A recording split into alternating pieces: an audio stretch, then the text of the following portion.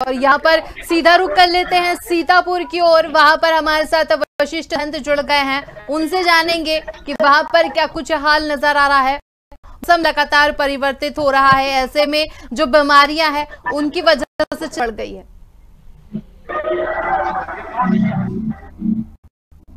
वशिष्ठ सुन पा रहे हैं? जी जी जी जी, मैं आपको बता दूं, सीतापुर का क्षेत्र है वो काफी यहाँ उतार चढ़ाव है मौसम में। आज धूप निकली हुई है, लेकिन यहाँ पे लगातार जो है रुक रुक के बारिश हो रही है। कल शाम को भी ज्यादा मूसलाधार बारिश हुई है यहाँ पे, जिससे बीमारियों का प्रकोप काफी ज्यादा बढ़ गया है। हम देख रहे हैं कि सीतापुर हॉस्पिटल में जो है निरंतर जो है लोगों की, खासकर बच्चों की जो भीड़ है वो काफी ज्यादा बढ़ रही है और उनका इलाज चल रहा है।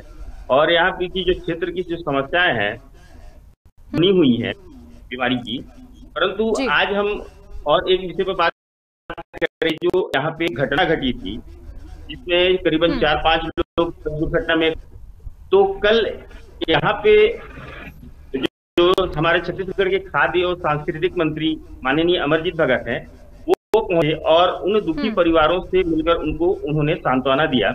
और इसी पर हम चर्चा के लिए उनके जो प्रतिनिधि हैं, प्रतिनिधि जो सीतापुर के काफी सम्माननीय व्यक्ति हैं संदीप गुप्ता, उनसे बात करने आए हैं और उनसे यह जानना चाहेंगे कि मंत्री जी के द्वारा जो पीड़ित परिवार हैं, जिनके परिवार में इस तरह की घटनाएं घटी हैं, उनके साथ मंत्री जी ने किस तरह का उनको आश्वासन दिया, किस तरह से बातें की, उनको किस तरह की सहायता राशि उनके द्वारा उपलब्ध कराई।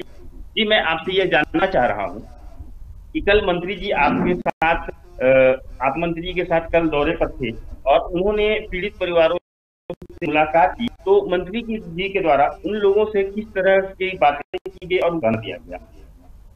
माननीय मंत्री जी के द्वारा पीड़ित परिवार शासन से जो भी सहयोग होगा वो देने की बात कही गई है और तात्कालिक राशि देने पर शासन जी। ये जो घटना है उसके बाद ये हमेशा देखते हैं कि मंत्री जी के द्वारा जब भी कोई घटना इस तरह इस क्षेत्र में होती है, किसी परिवार में कोई खत्म होता है या कोई आकस्मिक दुर्घटना होती है, वो सांत्वना प्रकट जाते हैं। इसके विषय में आप क्या कहना चाहेंगे कि मंत्री जी इतने संवेदनशील?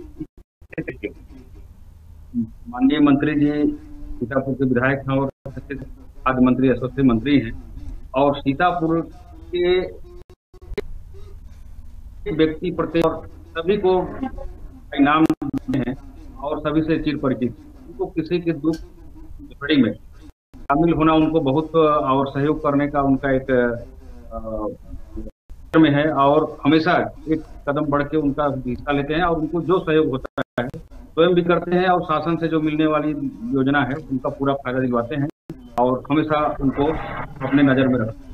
महोदय, एक विषय पर मैं और आप जान लेना चाहूंगा। निरंतर यहाँ की जो क्षेत्र की समस्याएं हैं आप लोगों को दिखाने के लिए, शासन को दिखाने के लिए निरंतर प्रयास करते रहते हैं।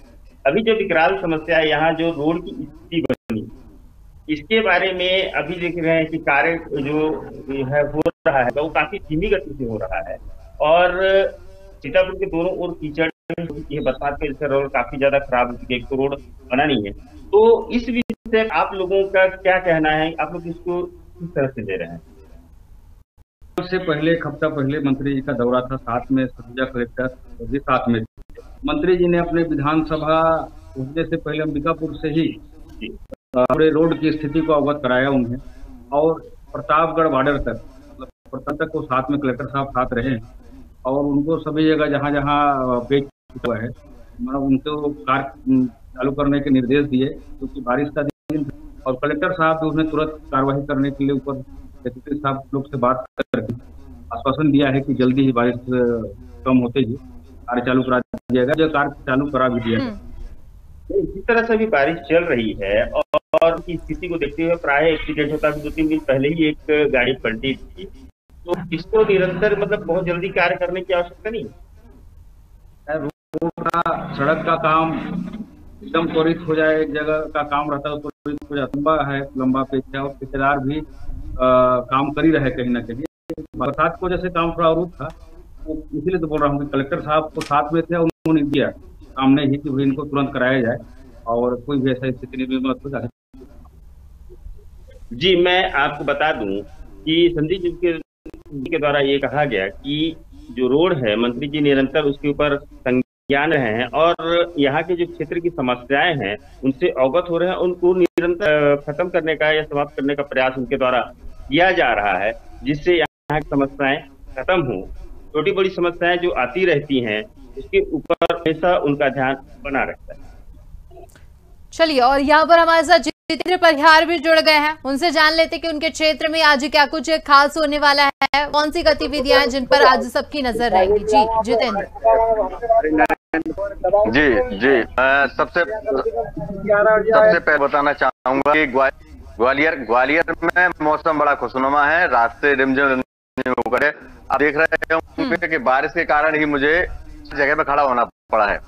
तो सबसे पहले तो ये है कि हाँ, मौसम बहुत अच्छा। के अलावा यदि विषय पे बात करें तो फिर स्वास्थ्य की बात आ जाती है। स्वास्थ्य के विषय में जो वायरल है, वायरल के अलावा अब यहाँ एक डेंगू जैसी यहाँ पनप रही है कि डेंगू के कुछ मामले आए हैं। स्वास्थ्य विभाग काम कर रहा है। अब कितने हद तक और कब तक उस पर काबू पा लेगा भी कहना थोड़ा सा मुश्किल है। जी बिल्कुल जितेंद्र, और बात करें अगर मौसम विभाग ने अलर्ट प्रदेश के कई क्षेत्रों में जारी किया है, नर्मदापुरम के साथ ही कई क्षेत्रों में अलर्ट भी जारी कर दिया गया है। वहीं जब मौसम की बात आती है तो साफ सफाई का भी बड़ा चिंताजनक विषय होता है। नगर की क्या व्यवस्था है वहां पर?